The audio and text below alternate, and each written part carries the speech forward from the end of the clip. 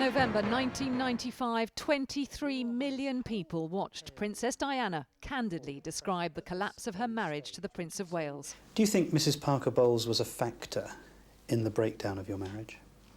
Well, there were three of us in this marriage, so it was a bit crowded.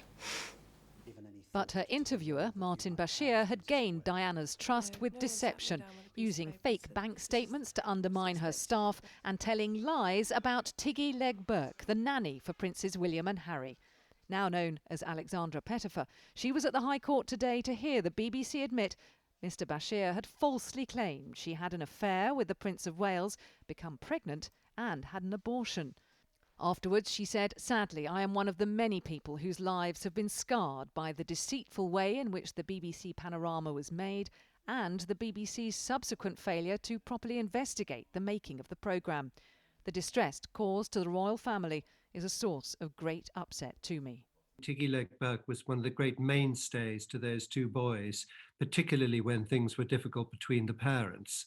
And then to have her accused in this way was really absolutely disgraceful. Had it not been for that interview, it's quite possible that some sort of a calmer arrangement could have been made between the parents, and none of the tragic circumstances that happened, perhaps they wouldn't have happened. The BBC has apologised to Alexandra Pettifer and the princes and will pay the former nanny substantial damages. Director General Tim Davie said, "Had we done our job properly, Princess Diana would have known the truth during her lifetime. We let her, the royal family and our audiences down." Tom Mangold also worked on Panorama and says it's a shameful episode for the whole corporation. I'm not exaggerating. I couldn't go to the canteen for a cup of tea without asking the producer's permission. So the idea that Martin did all this on his own without supervision is inconceivable to me.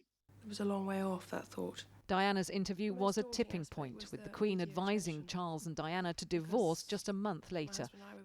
A moment of broadcasting history engineered through deceit, with repercussions that are still being felt. Catherine Jones, 5 News. And it didn't. And then when we were married,